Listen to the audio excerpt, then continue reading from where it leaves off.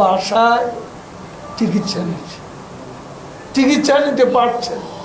এই বিএনপি এখন বেগম জিয়াকে নিয়ে বড় বড় কথা বলে, সরকারের সমালোচনা, কিন্তু বছরের পর বছর তত্ত্বাবধায়কের করা মামলায় খালেদা জিয়ার বিষয়টা আদালতে যখন ঝুলে, তখন বিএনপি লিগ্যাল ব্যাটল করতে ব্যর্থ হয়েছে। তারা